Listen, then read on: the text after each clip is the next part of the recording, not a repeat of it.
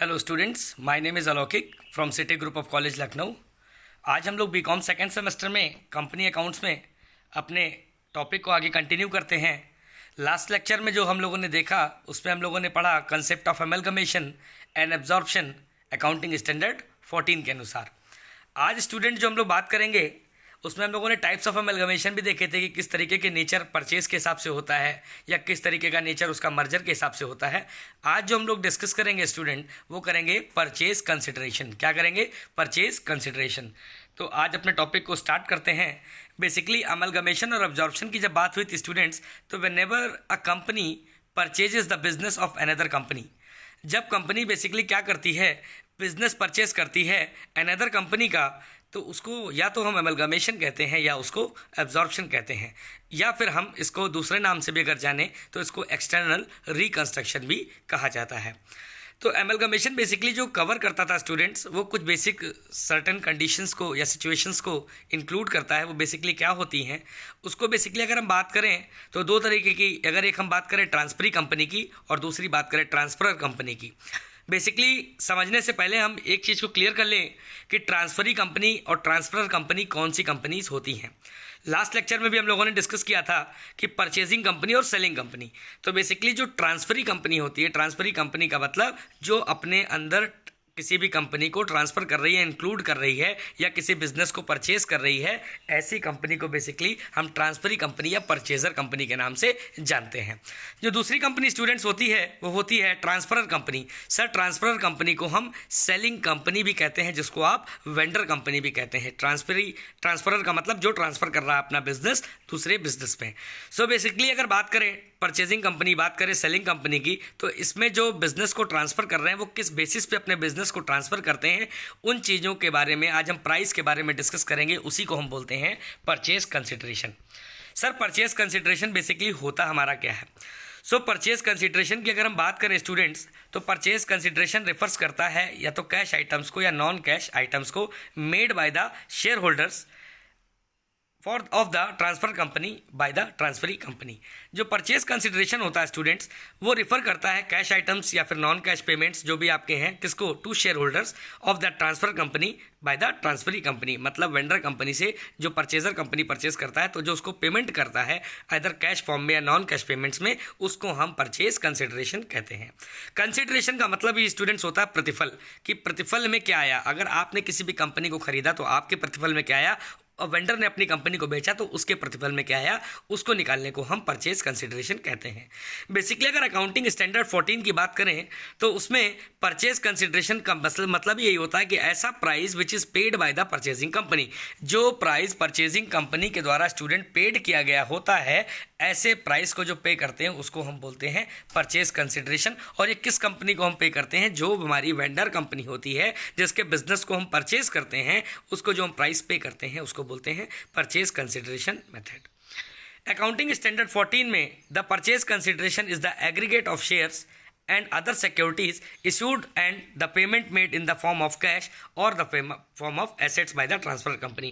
Basically जब हम purchase consideration की बात करते हैं तो वहाँ पर कुछ मेथड्स की बात करेंगे, अभी आगे हम लोग डिस्कस करेंगे, जिसमें आपके एसेट मेथड होगा, आपका पेमेंट मेथड होगा। तो हम किस तरीके के बिजनेस को परचेज कर रहे हैं, एक्वायर कर रहे हैं, और किस तरीके के हम पेमेंट को उसको पे कर रहे हैं in the form of cash activities और in the form of non cash activities की हम शेयर्स के फॉर्म में उसको पे कर रहे हैं कि कैश के फॉर्म में पे कर रहे हैं। तो जो हम पैसा शेयर होल्डर्स को देते हैं transfer company to the transferee company, that is known as purchase consideration. For calculating the purchase consideration, जब परचेज कंसिडरेशन को स्टूडेंट कैलकुलेट करते हैं तो उसमें कुछ टेक्निकल टर्म्स यूज होते हैं। वो टेक्निकल टर्म्स बेसिकली क्या होते हैं? वो technical terms accounting standard number 14 में क्या डिफाइन किया गया? पहला होता है बिजनेस। What is business?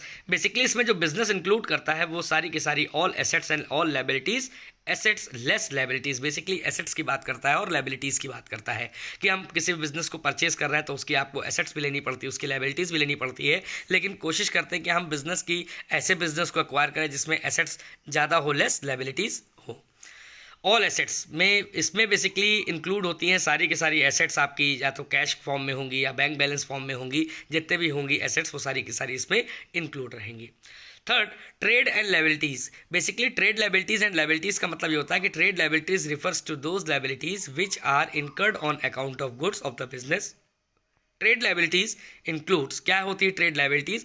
ये बेसिकली आपकी करंट नेचर की होती हैं trade liabilities, like trade creditors, bills payable. On the other hand, liability include financial liabilities and liabilities of expenses. कुछ फाइनेंशियल लाइबिलिटीज़ भी आपकी होती है जो आपको पे करनी होती है, करंट रेमिटेंस को पे करना होता है, जैसे आपका डिवेंचर्स होता है, या उस पर कोई आउटस्टैंडिंग इंटरेस्ट है, या डिवेंचर्स पे कोई आउटस्टैंडिंग एक्सपेंसेस हैं, या कोई आपका प्रोविज़न है फॉर टैक्सेशन, या प्रोविज़न फॉर प्रोविडेंट फंड, या बैंक ओवरड्राफ्ट। ऐसे जो एक्सपेंसेस होते हैं वो बेसिकली आपके लाइबिलिटीज़ के पार्ट होते हैं, तो आपको इनको भी एक्वायर करना होता है। ये कुछ बेसिकली टेक्निकल टर्म्स होते हैं जो परचेज कंसिडरेशन के थ्रू आपको एक्युमुलेट करते समय आपको यूज होते हैं। चौथा पॉइंट, एक्युमुलेशन ऑफ प्रॉफिट। जो प्रॉफिट्स की बात होती है कैसे एक्युमुलेट करती है, या तो इंश्योरेंस फंड के फॉर्म में, जनरल रिजर्व के फॉर्म में, डिविडेंड के फॉर्म में, रिजर्व, वर्कमैन कंपनसेशन फंड, या फिर कोई accumulated profit. General reserve and dividend equalisation fund, company basically क्या क्रिएट करती है अपने पास? जनरल रिजर्व को क्रिएट करती है। क्यों क्रिएट करती है? ताकि वो एज ए स्ट्रेंथ अपने पास फाइनेंशियल पोजीशंस को कंपनी के लिए या करंट ऑब्लिगेशंस को मीट करने के लिए जिस रिजर्व को वो रखती है, मेंटेन करती है, ताकि हम अपने प्रॉफिट्स को उसमें ड्यूरिंग द ईयर हम इसको इनएडिक्वेट प्रॉफिट्स को मेंटेन करके रख सकें। इसलिए जो कंपनीज बेसिकली अपने फॉर्म में जनरल रिजर्व को मेंटेन करके रखती हैं। ओके, कुछ लॉसेस भी स्टूडेंट्स होते हैं। जब बिजनेस को आप एक्वायर करोगे तो ऐसा नहीं कि आप सारे के सारे प्रॉफिट ले लोगे, अदरवाइज अगर प्रॉफिट ही होता तो कंपनी क्यों अपने बिजनेस को बेचती, या कंपनी क्यों अपने बिजनेस को बेसिकली इधर उधर करती। तो एक्युमुलेटेड लॉसेस हमारे क्या होते हैं? कोई भी डेबिट बैलेंस हो जाए प्रॉफिट एंड लॉस में, या कोई प्रीलिमिनरी एक्सपेंसेस हो जाए, या कोई पैसा लिखना छूट गया है जैसे अंडर राइटिंग कमीशन हो जाए, या कोई शेयर इशू हो जाए डिस्काउंट पे, या प्रीमियम ऑन रिडेम्पशंस हो जाए। इस तरीके के लॉसेस जो बेसिकली होते हैं वो किस में ट्रांसफर्ड होते हैं? इक्विटी शेयर होल्डर्स में। कुछ प्रोविजंस होते हैं। सो बेसिकली ये बेसिकली स्टूडेंट्स टेक्निकल टर्म्स होते हैं जो आपके यूज़ होते हैं परचेज कंसिडरेशन में। सो आई होप आपको टेक्निकल टर्म्स क्लियर हो गए परचेज कंसिडरेशन में। अब बात करते हैं स्टूडेंट्स परचेज कंसिडरेशन के मेथड की, कि किस तरीके के मेथड से हम अमलगमेशन में परचेज कंसिडरेशन को सॉल्व करते हैं। ओके, बेसिकली जो हमारे मेथड्स होते हैं वो मेथड्स क्या होते हैं स्टूडेंट्स? हमारे पास तीन तरीके के मेथड्स से हम परचेज कंसिडरेशन को सॉल्व करते हैं। क्या होते हैं मेथड्स? जो हमारे methods of purchase consideration accounting standard number 14 में डिस्क्राइब्ड हैं, उसमें बेसिकली 4 मेथड्स को परचेज कंसिडरेशन में माना गया है। पहला, नेट एसेट मेथड। क्या माना गया? Net asset method. Sir net asset method क्या होता है? अभी हम लोग डिस्कस करेंगे, वन बाय वन इलस्ट्रेट करेंगे विद न्यूमेरिकल। ओके, दूसरा होता है net payment method, net payment method. तीसरा होता है share exchange methods, share exchange method with वैल्यूएंसी ट्रिक, या चौथा मेथड होता है हमारा लमसम मेथड। बेसिकली अगर 3 मेथड्स हम बात करें तो जो उसमें इंपॉर्टेंट मेथड्स हैं वो net asset method, net payment method और शेयर एक्सचेंज मेथड होता है। अब बात करते हैं स्टूडेंट्स हम नेट एसेट मेथड की, कि बेसिकली नेट एसेट मेथड हमारा क्या होता है। अगर हम बात करें नेट एसेट मेथड की, तो नेट एसेट मेथड में हम क्या करते हैं? जब भी कभी कोई कंपनी यानी कि ट्रांसफर कंपनी का, वेंडर कंपनी का बिजनेस को परचेज करती है, बिजनेस को एक्वायर करती है, तो वो कहती है कि हम किस तरीके की एसेट्स को एक्वायर करें, किस तरीके की एसेट्स को वो परचेज करें। तो ऐसे मेथड को हम नेट एसेट मेथड में काउंट करते हैं। बेसिकली अगर बात करें तो जो परचेजिंग कंपनी पेमेंट करती है, प्राइस पे करती है वेंडर कंपनी को, तो ऐसे प्राइस को हम परचेजिंग कंसिडरेशन कहते हैं। अब नेट एसेट वैल्यू मेथड में क्या होगा? बेसिकली हम बात करें तो उसमें लगाते हैं वैल्यूएशन ऑफ एसेट्स। क्या करते हैं? Valuation of assets. हम उसमें वैल्यूएशन ऑफ एसेट्स को देखते हैं कि किस तरीके की वैल्यूएशन ऑफ एसेट्स लगा करके हमें उन एसेट्स को टेक ओवर करना है। टेक ओवर आप किसी भी फॉर्म में कर सकते हो, जैसे आप गुडविल हो सकती है, आपकी फिक्स्ड एसेट्स हो सकती हैं लाइक मशीनरी है, प्लांट है, आपका इन्वेस्टमेंट है। इस तरीके की एसेट्स आप टेक ओवर कर सकते हो जिनको आप एज ए मॉनिटर वैल्यू पे आप खरीदते हो। ऐसी वैल्यूज़ को हम बेसिकली मार्केट वैल्यू पर खरीदते हैं। क्यों? क्योंकि जो बेचने वाली कंपनी होती है, जो बेसिकली ट्रांसफर कंपनी होती है, वो क्या करती है कि हम अपनी एसेट्स को तो देंगे लेकिन किस वैल्यू पर देंगे? मार्केट वैल्यू पर देंगे। तो स्टूडेंट ध्यान रखिएगा, ऐसी एसेट्स को जो नेट एसेट मेथड में हम कैलकुलेट करते हैं वो बेसिकली जो ट्रांसफरर कंपनी होती है, ट्रांसफरी कंपनी को मार्केट वैल्यू पे देती है। आई होप आपको ये कंसेप्ट क्लियर हो रहा हो। अब बात करते हैं सर नेट एसेट मेथड में हम क्या एक्वायर करते हैं। तो नेट एसेट मेथड को एक्वायर करने से पहले हम ये जान लें कि नेट एसेट मेथड में हम क्या क्या चीज़ें लेते हैं।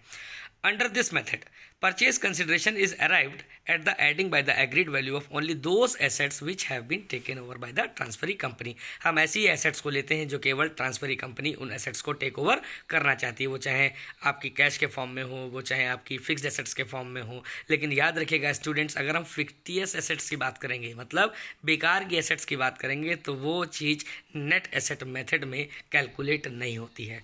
क्वेश्चन एमसीक्यू का भी यहाँ से बनता है स्टूडेंट कि हम किस एसेट को हम नेट एसेट मेथड में नहीं लेते हैं, तो फिक्स्ड एसेट्स जो होती है हमारी बेकार की जो एसेट्स होती हैं उनको हम नेट एसेट मेथड में काउंट नहीं करते। इसको आप लोग नोट बना करके भी लिख लीजिएगा। ओके, तो आगे बात करते हैं कि ट्रांसफरी कंपनी जो अपने टेक ओवर करती है एसेट्स को, खाली उन्हीं को कंपनी की बुक्स में हम रखते हैं। लेकिन जब आप किसी भी बिजनेस की एसेट्स को टेक ओवर करोगे तो आप उसकी लायबिलिटीज़ को भी अग्रीड होगे, आप उस चीज़ की लायबिलिटीज़ को भी खरीदोगे। तो यानी कि क्या करते हैं हम नेट एसेट मेथड में कि जो हमारी एसेट्स वैल्यूज़ होती हैं, जैसे मशीनरी 2 लाख की, फर्नीचर 3 लाख का, गुडविल 1 लाख की, तो हमने टोटल 6 लाख की हमने एसेट्स को सर एक्वायर किया। ठीक है सर, अब हमने क्या किया, उसमें से 50,000 का मेरा क्रेडिटर्स है, तो 6 लाख में हम 50,000 को क्या कर देंगे, अपनी एसेट्स में से लायबिलिटीज़ को माइनस कर देंगे।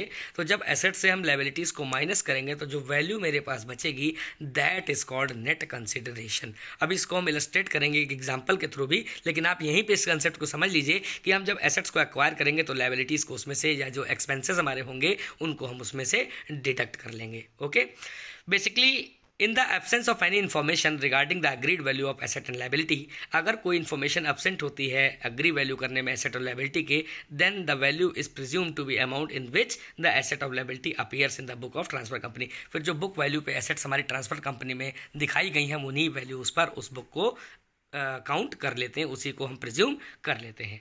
So basically accounting standard number 14 में अगर हम बात करें तो क्या बात होती है सर, कैसे इसको करते हैं। तो सबसे पहले जो इसका प्रोफार्मा होता है स्टूडेंट्स, वो क्या होता है, सबसे पहले हम इसमें लिखते हैं कि वैल्यू ऑफ एसेट्स जो होती हैं वो उनको हम नोट कर लेते हैं। वैल्यू ऑफ एसेट्स को, उसमें आपकी क्या क्या हो सकती हैं सर, गुडविल भी होगी, मशीनरी भी हो सकती है, इन्वेस्टमेंट भी हो सकते हैं, कोई फिक्स एसेट्स भी हो सकता है, आपका डेटर्स भी हो सकता है। ये सारी की सारी जो वैल्यूज़ होंगी हम उनको राइट डाउन करेंगे। ठीक है सर, फिर हम क्या करेंगे, लेस क्या करेंगे, जो भी जितनी भी वैल्यू ऑफ लायबिलिटीज़ मेरी होंगी, जो टेकन ओवर हमने की होंगी, लायबिलिटीज़ को टेक ओवर किया होगा, उन लायबिलिटीज़ को बेसिकली हम क्या करेंगे स्टूडेंट्स, लायबिलिटीज़ को, इस तरीके की लायबिलिटीज़ को सर हमें डिडक्ट करना है। तो ये सारी की सारी चीज़ें हम उसमें शो करते हैं अपने प्रोफार्मे में, जिसमें हम वैल्यू निकालते हैं परचेज कंसिडरेशन की। तो एसेट्स जो भी मेरी थी वो उसको नोट किया, लेस हमने क्या कर दिया स्टूडेंट्स, वैल्यू ऑफ लायबिलिटीज़ को लेस कर दिया। अब जो मेरे पास नेट एसेट्स बची, एसेट्स को घटाने के, लायबिलिटीज़ को घटाने के बाद मेरे पास क्या वैल्यू बची, नेट एसेट्स। तो जो नेट एसेट्स मेरी बची हैं वही जो हमारी वर्थ रखती हैं, that is called my purchase consideration. Student इसमें ध्यान रखने वाली बात यह है, सवाल लगाने से पहले अगर हम ये चीज़ क्लियर कर लें तो हमें बहुत इजीली क्लियर हो जाएगा कि इसमें हमको क्या चीज़ें इग्नोर करनी होती हैं, क्या चीज़ें प्रोफार्मे में नहीं लेनी होती हैं। उन चीज़ों पे हम ध्यान रखते हैं। क्या ध्यान रखते हैं कि हम इसमें फिक्स्ड एसेट्स को इंक्लूड नहीं करते हैं, we will not include the fixed assets, पहली चीज़। दूसरा, अगर लायबिलिटीज़ के कंटेक्स्ट में बात करें तो वहाँ पर 2 लायबिलिटीज़ होती है, एक होती है इंटरनल लायबिलिटीज़, एक होती है एक्सटर्नल लायबिलिटीज़। तो अगर एक्सटर्नल लायबिलिटीज़ की बात करें तो एक्सटर्नल लायबिलिटीज़ तो आप ले सकते हैं, जैसे क्रेडिटर है आपका डिवेंचर्स हो चुका है, आउटस्टैंडिंग इंटरेस्ट ऑन डिवेंचर्स हो सकते हैं, इनको ले सकते हैं। इसमें आप क्या नहीं ले सकते हो, जो आपकी इक्विटी लायबिलिटीज़ के होते हैं, जैसे आपका शेयर कैपिटल हो गया, ठीक सर, आपका इक्विटी शेयर कैपिटल हो गया, ठीक सर, आपका प्रेफरेंशियल शेयर कैपिटल हो गया, या आपका कोई भी प्रपोज डिविडेंड हो गया, या आपका कोई भी प्रॉफिट हो गया, कॉर्पोरेट प्रॉफिट हो गया, या कोई रिजर्व्स हो गए, ऐसी चीज़ों को हम इंक्लूड नहीं करते हैं while net consideration of net assets method में निकालने के लिए। आई होप आपको ये चीज़ क्लियर हो गई हो। अब स्टूडेंट्स हम एक अपना न्यूमेरिकल के फॉर्म में बेसिकली देखते हैं ताकि हमें बिल्कुल नेट एसेट मेथड जो है हमारा क्लियर हो जाए। एक हमारे पास बैलेंस शीट स्टूडेंट दी हुई है, the balance sheet of ABC limited on 31 March 2018 was as under. Balance sheet दी हुई है ABC लिमिटेड की, जिसमें equities, liabilities, share holders fund, non current liabilities and current liabilities आपको गिवन है, ठीक सर। सेकंड पोर्शन में आप देखिए टोटल करके 4,70,000 दिया हुआ है। उसके बाद एसेट्स का पोर्शन दिया हुआ है, जिसमें नॉन करेंट एसेट्स के कुछ पार्ट और करंट एसेट्स दिया हुआ है। नीचे क्वेश्चन पे क्या कह रहा है, XYZ limited absorbs ABC limited on the following terms. XYZ limited company ने ABC लिमिटेड को खरीद लिया। अब यानी कि XY लिमिटेड हमारी जो कंपनी होगी वो कौन सी होगी, ट्रांसफरी कंपनी हो गई, और ABC लिमिटेड हमारी कौन सी होगी, वेंडर कंपनी हो गई, बेचने वाली होगी, उसको हम क्या बोलेंगे स्टूडेंट्स, ट्रांसफरर कंपनी हो गई, ठीक सर। अब इनकी जो कंडीशन है उस पर हमको क्या करना है students, net asset value method के थ्रू हमें परचेज कंसिडरेशन निकालना है। तो आपको क्लियर हो चुका है कि पहले हम एसेट्स देखेंगे, उसमें से जितने भी एक्सपेंसेस होंगे, लायबिलिटीज होगी, उसको डिडक्ट करेंगे, फिर जो हमारे पास अमाउंट बचेगा that is called my net consideration amount, ठीक। स्टार्ट करते हैं स्टूडेंट पहले को। तो जो मेरा पहला पॉइंट है, XYZ limited to take over sundry creditors. XYZ limited ने, यानी कि जो नई कंपनी है, उसने टेक ओवर कर लिया सन्ड्री क्रेडिटर्स को। तो सन्ड्री क्रेडिटर्स की वैल्यू मेरे पास क्या है? सन्ड्री क्रेडिटर्स की जो मेरी वैल्यू है वो आपको देखिए दे रखी है इसमें 4,70,000। क्या दे रखी है स्टूडेंट? 70,000 टोटल है, 4,70,000। क्रेडिटर्स की वैल्यू दे रखी 70,000, मतलब 70,000 के क्रेडिटर्स जो थे उसने पूरी के पूरी लायबिलिटीज़, क्रेडिटर मेरा क्या होता है स्टूडेंट्स? लायबिलिटीज़ होती है, उसने पूरे के पूरे लायबिलिटीज़ को टेक ओवर कर लिया कि हम आपकी लायबिलिटी का भुगतान करेंगे। ठीक है, तो उस 70,000 को इन्होंने कहाँ पर स्टूडेंट शो किया? आप देखिए जो लायबिलिटीज़ का पोर्शन है, हमें पहले क्या लिखेंगे? एसेट्स, दूसरा लिखेंगे लायबिलिटीज़। तो पॉइंट को पढ़ते जाएंगे, जो अमाउंट जहाँ का होगा इसको वहीं पर हम नोट कर देंगे। तो इन्होंने क्रेडिटर्स पे कितना लिखा? 70,000, क्योंकि उसने पूरी की पूरी वैल्यू पे टेक ओवर कर लिया। आई होप आपको ये चीज क्लियर हो रही हो। दूसरा स्टूडेंट क्या है?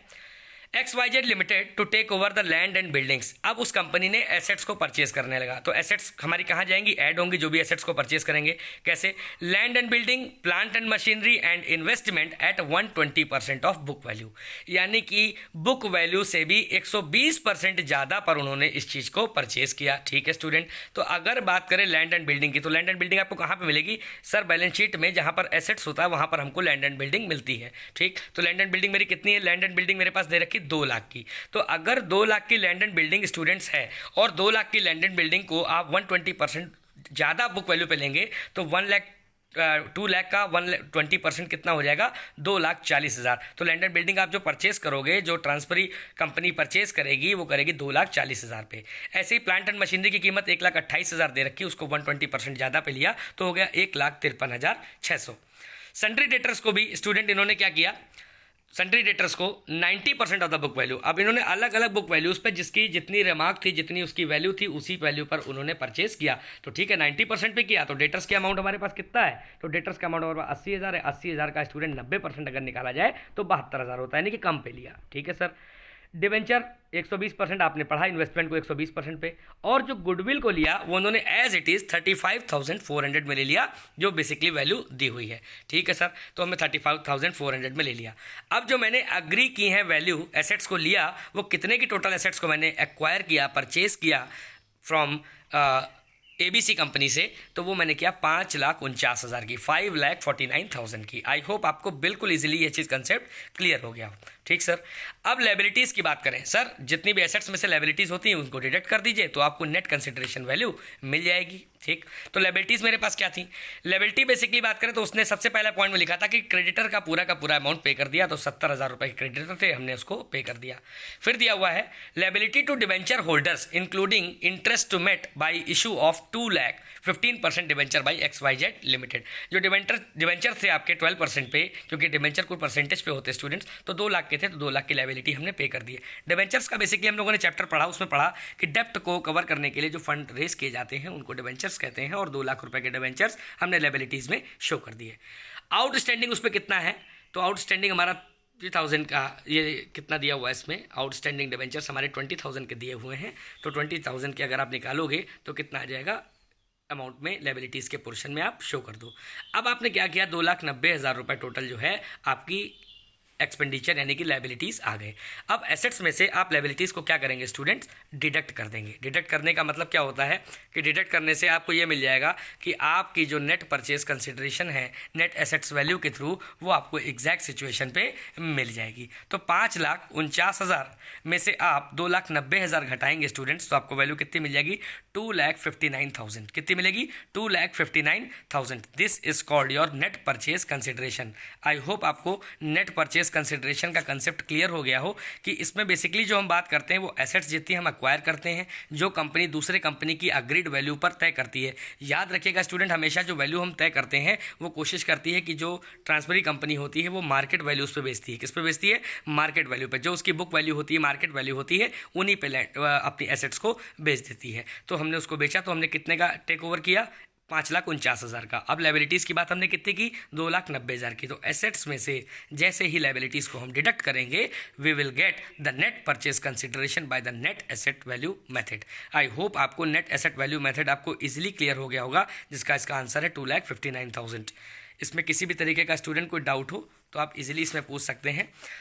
तो हम लोगों का नेट एसेट मेथड क्लियर हो गया। अगले लेक्चर में जो हम लोग स्टूडेंट डिस्कस करेंगे वो करेंगे नेट पेमेंट मेथड। क्या होता है कंपनीज में बेसिकली कि हम खाली एसेट्स के बेसिस पे एक्वायर करके काम नहीं चला सकते, हमको कुछ उसकी जो एसेट्स खरीदी उसके बदले में उसको हमको पेमेंट भी करनी होती है। तो किस तरीके से पेमेंट करते हैं, कैसे उसकी क्वेश्चनिंग फॉर्मेशन करते हैं, ये हम लोग अगले लेक्चर में देखेंगे। आई होप आपको परचेज कंसिडरेशन, एमलगमेशन, एब्जॉर्प्शन के पार्ट में आपको क्लियर हो गया हो, आपको नेट एसेट मेथड क्लियर हो गया हो। Thank you class.